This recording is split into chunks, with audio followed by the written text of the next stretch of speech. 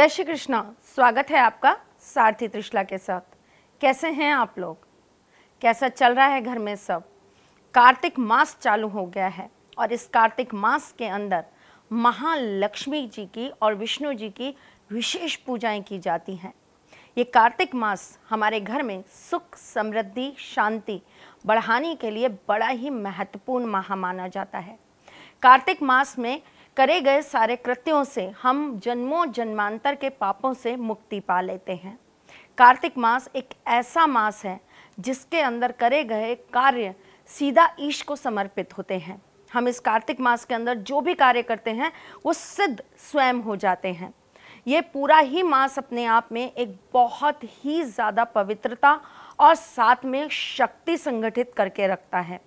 इस मास में किए गए छोटे से छोटे प्रयोग भी हमें तुरंत फल देने वाले होते हैं। हमारा सबसे बड़ा त्यौहार यानी कि दीपावली का त्यौहार भी इसी मास में आता है।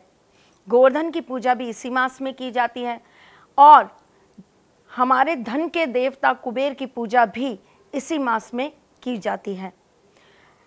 एक घर के अंदर क्या क्या होना चाहिए? मैं आपके एस्ट्रोलॉजर हूँ, वास्तुशास्त्री हूँ, चेहरा भी पढ़ती हूँ, आवाज़ भी पढ़ती हूँ और हाथों की लकीरें भी पढ़ लेती हूँ। लेकिन उससे पहले चूँकि मैं आपकी सारथी हूँ इसलिए आपको छोटी छोटी बातें बताने नित्य प्रतिदिन चली आती हूँ। हमारे जीवन के अंदर हमें एक अच्छे घर के लिए क्या क्या चीज़ों की ज़रूरत होती है? एक अच्छे घर के लिए सजावट से ज़्यादा ज़रूरी होती है उस घर में रहने वाली सुख और शांति की, उस घर में रहने वाले लोगों के बीच में परस्पर प्रेम की, उस घर में रहने वाले लोगों के बीच में आपसी समझदारी की, और सबसे ज़्यादा ज़रूरत होती है उस घर में रहने वाले लोगों का एक दूसरे के प्रति समर्पण होना। बात बात पर जिस घर में गाली गलौच हो, मारपीट हो, कलह हो, ऐसे घर में माँ लक्ष्मी के साथ साथ ईश हमारे विष्णु जी भी वास नहीं करते। जिस घर के अंदर सुख समृद्धि रहती है उस घर के अंदर हमेशा माँ लक्ष्मी, कुबेर जी, गणेश जी के साथ में और स्वयं विष्णु जी के साथ में सदा सर्वदा वहाँ पर विराजमान रहती हैं। तो इस कार्तिक मास के अंदर हम अपने घर की सुख समृद्धि बढ़ा लें, हम अपने रिश्तों में और मजबूती बढ़ा लें और साथ ही साथ में हम पति पत्नी के बीच की दूरियां ख़त्म कर दें। उसके लिए क्या महा उपाय करें ये बताने आपकी ये सारथी आज आपके समक्ष आई है। तो चलिए उठा लीजिए कॉपी पेन और लिख लीजिए कुछ विशेष चीज़ें। घर के सुख समृद्धि, चूँकि कार्तिक मास एक ऐसा मास है जिसमें प्रकृति अपने एक बदलाव पर आकर खड़ी होती है।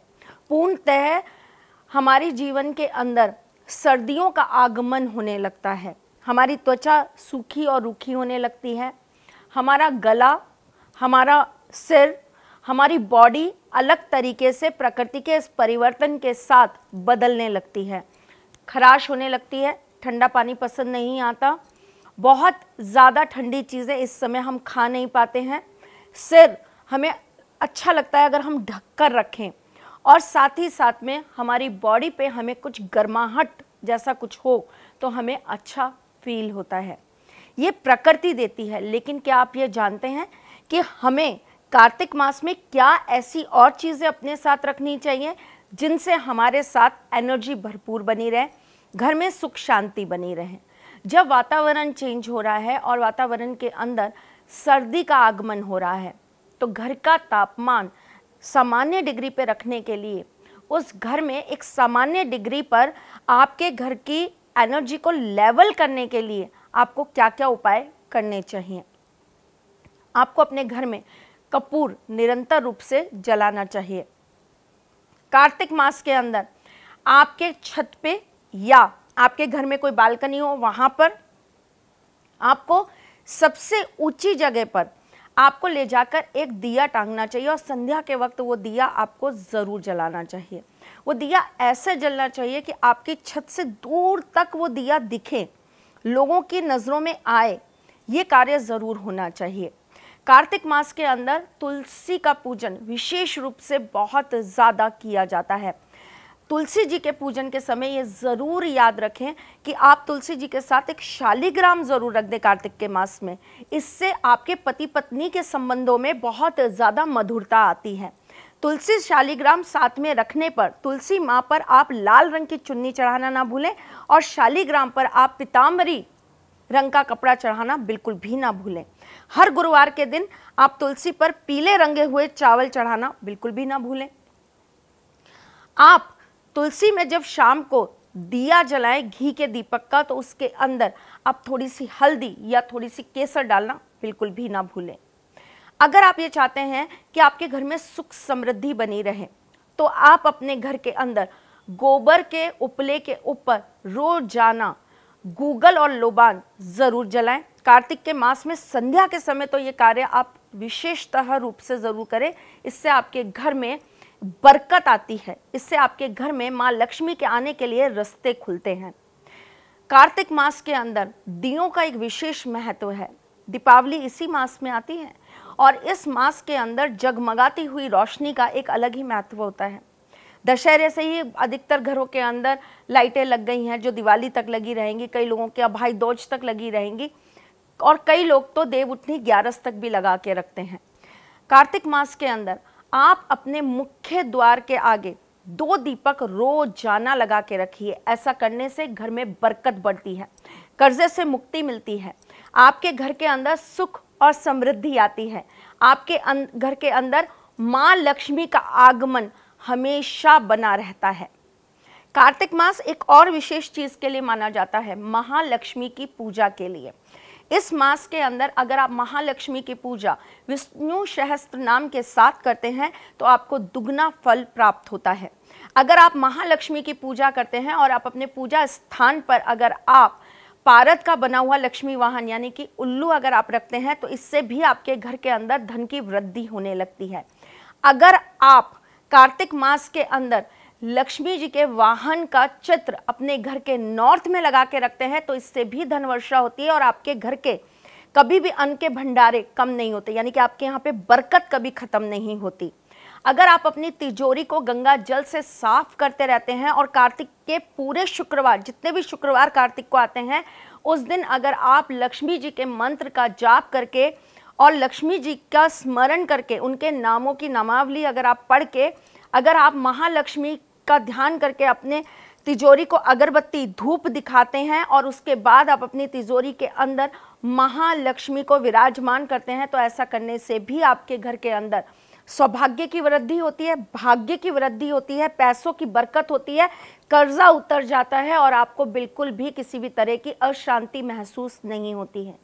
कार्तिक मास एक और महत्वपूर्ण चीज के लिए जाना जाता है, वो है आपके पुण्यों के लिए। आप पुण्य क्या कमा सकते हैं, उसके लिए ये मास बहुत महत्वपूर्ण होता है।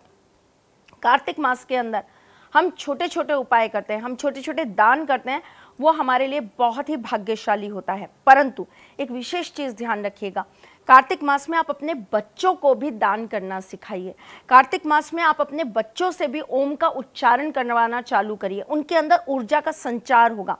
बच्चों को तुलसी पूजन सिखाइए, बच्चों को विष्णु पूजन सिखाइए, बच्चों को अपने गुरुओं का पूजन करना सिखाइए। गुरु अपने आप में भगवान तुल्य होते हैं, गुरुओं का पूजन करना सिखाइए, उनका चरण स्पर्श करना सिखाइए, किसी धार्मिक स्थान पर जाकर धार्मिक पुस्तकों का दान करना सिखाइए। आप कार्तिक मास के अंदर अगर बच्चों को सुबह जल्दी उठाकर स्नान कराना चालू करते हैं तो ये विशेष लाभप्रद होता है। वैसे तो सभी उठकर सुबह करें तो इसका विशेष लाभ होता है कार्तिक मास में, लेकिन अगर बच्चे ये नियम से कर लेते हैं तो उनकी ऊर्जा बहुत बढ़ जाती है, उनका संचार बढ़ जाता है ऊर्जा का। जो बच्चे खास करके बहुत गलत रास्ते पे आ गए हैं, जिनका पढ़ाई में कंसंट्रेशन नहीं है, जो पढ़ाई बिल्कुल नहीं कर रहे हैं, उनको तो इस वक्त सुबह उठकर स्नान करके सूर्य को जल देना अत्यंत लाभप्रद होता है। जो लोग सरकारी नौकरी में जाना चाहते हैं उनके लिए तो ये विशेष मास है। आपको सुबह जल्दी प्रातः उठकर आपको सूर्य को नमस्कार करना चाहिए, सूर्य को जल देना चाहिए, अपने पिता के चरण स्पर्श करने चाहिए, आपको नित्य नियम से मंदिर जाना चालू करना चाहिए, आपको नित्य नियम से हनुमान जी की पूजा चालू करनी चाहिए, आपको नित्य नियम से धर्म का पालन करना चाहिए और आपको ब्रह्मचर्य का भी पालन करना चाहिए। कार्तिक मास के अंदर जो लोग ये चाहते हैं कि उनके जीवन में असफलताएं खत्म हो जाएं, उनको प्रमोशंस मिल जाएं, उनके बॉस उनसे कभी चिढ़े नहीं, उनकी कभी भी अपने सहपाठियों के साथ या अपने ऑफिस के एम्प्लॉयज़ के साथ कभी मतलब ख़राब ना हो, उनकी हमेशा बनी रहे उनके साथ, उनका आकर्षण अपने लोगों के ऊपर विशेषता रहे। अगर आप ये चाहते हो कि आपके घर के नौकर चाकर आपके साथ अच्छा व्यवहार करें, आपके साथ टिके रहें, तो आपको विशेष क्या करना चाहिए? इस मास के अंदर आपको शनिवार के दिन शनिदेव के मंदिर में जाकर लोहे का कुछ दान ज़रूर करना चाहिए। साथ ही साथ में आपको कुछ गरम कंबल या गरम कपड़े भी जाकर शनिदेव के मंदिर में दान करने चाहिए। परंतु एक विशेष चीज़ बता रही हूँ जो बहुत कम लोग जानते हैं, लेकिन ये बहुत लाभप्रद होता है अगर हम इसको करते हैं। तो कार्तिक मास के अंदर अगर हम नित्य नियम से जाकर अगर हम पीपल की सिंचाई करें, यानी कि हम पीपल देव के ऊपर अगर हम जल चढ़ाते हैं, कच्चा दूध चढ़ाते हैं, तो ऐसा करने से विष्णु जी के साथ साथ महालक्ष्मी का विशेष आशीर्वाद और समस्त देवी देवताओं का आशीर्वाद और पुण्य हमें प्राप्त होता है। हमारे पापों से हमें मुक्ति मिलती है और हमारे जीवन को एक नई सफलता और एक नया रास्ता मिलता है, भाग्य खुलता है, भाग्य का उदय होता है। तो चलिए बस इतना ही, फिर आऊंगी कुछ नया, कुछ अलग, कुछ अद्भुत लेकर। तब तक के लिए मुस्कुराते रहिएगा, रिश्तों में मजबूती बना के रखिएगा, अपने साथी के साथ यूं ही जुड़े रहिएगा, प्यार देते रहिएगा, प्यार लेते रहिएगा, ख्याल रखिएगा अपना भी और उनका भी जिनसे आप प्यार करते हैं। मैं फिर आऊंगी, तब तक के लिए आप मेरे फेसबुक और इंस्टाग्राम पेज को ज्वाइन जरूर करके रखिएगा, जहां पे हम आपको दैनिक पंचांग के साथ साथ आपको बहुत सारी अद्भुत जानकारियां भी देते रहते हैं। मेरा इंतजार करना, मैं जल्द आपसे मिलने आऊंगी। जय श्री कृष्ण। सारथी मां त्रिशला ज्योतिष के क्षेत्र में विश्व विख्यात नाम है। ज्योतिष शास्त्र में पीएचडी मां त्रिशला पिछले 22 वर्षों से ज्योतिष की सभी परंपरागत विधाओं के साथ साथ अनेक दुर्लभ गूढ़ विधाओं जैसे परछाई एवं नव्स के अध्ययन से अपनी सटीक भविष्यवाणी और पूर्वानुमान के लिए विख्यात हैं। अपने उपायों द्वारा लाखों लोगों का जीवन संवार चुकी मां त्रिशला लगातार 2016 से ज्योतिष विभूषण अवार्ड प्राप्त कर रही हैं।